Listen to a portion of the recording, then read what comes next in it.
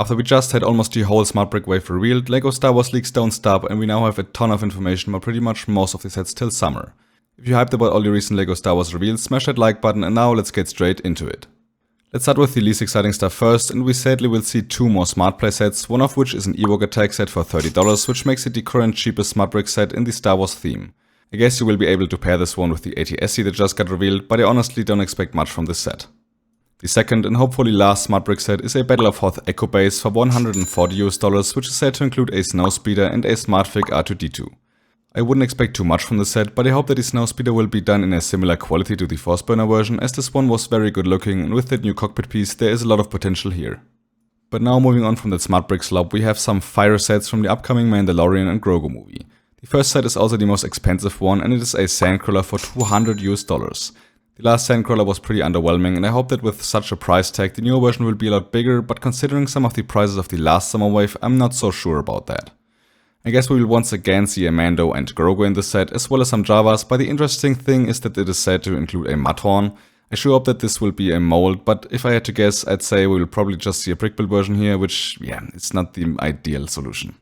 Then there is also a new AT-AT for $180, and even though this is another one of those Imperial Walkers, I will always be happy seeing an AT-AT on shelves. We don't know much about it, but I guess it should be pretty similar in size compared to the older releases, and since the LEGO AT-ATs were always done very well, I don't think this one is gonna turn out worse. The last Mando and Grogu set for now is a new Imperial Shuttle, which is great, but the interesting part is that it will cost about $140, which could either mean that this will be the best playscale model of the ship ever, or LEGO just bumped up the price like crazy.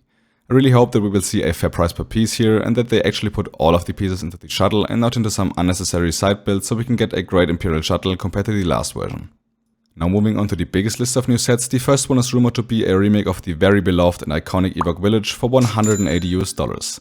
Fans wanted to see a remake of the set for quite a while, and it now seems like we will finally get one, but the new price is significantly lower as the old one retailed for roughly $250, so would expect that this set is also significantly smaller than the previous version. It is still dope that we will get a remake, and I'm very hyped for some official product images and further information about this set. Then there's also a Star Wars mini-movie poster set for $50, depends on how it turns out. This could be something I really like, or it could be pretty boring. I don't really know how they will achieve the look of multiple posters in one set just for $50. Maybe it's a pixel art and you can only build one out of multiple posters, or it's something similar to the Tales of Space Age sets.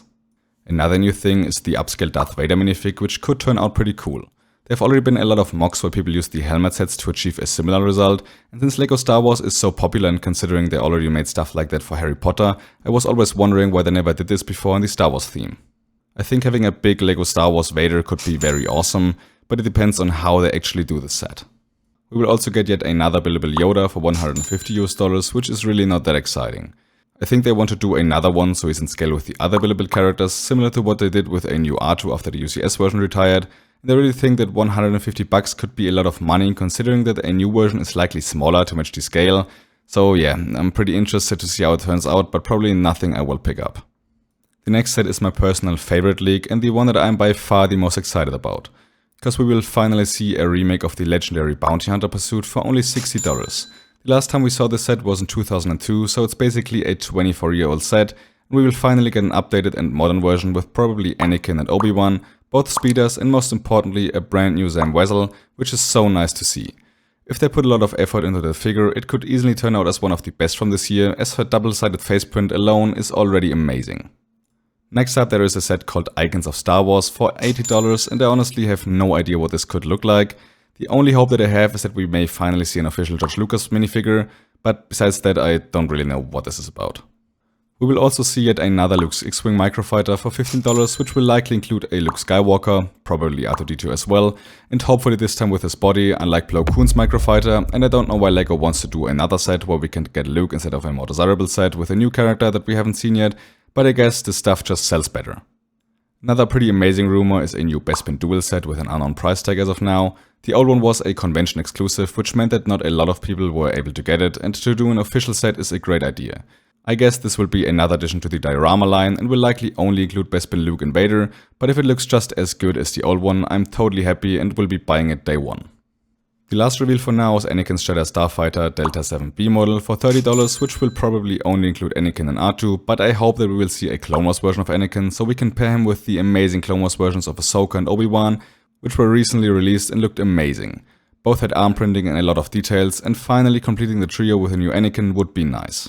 Ahsoka and Obi-Wan were some of the most amazing minifigures from last year, and I hope Anakin can compete with that.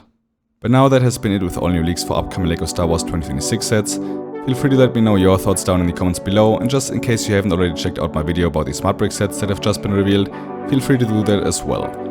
If you enjoyed this video, I would highly appreciate a like to support the channel. If you're new, please consider subscribing. If you want to see some of my other videos, they will be on end screen right now.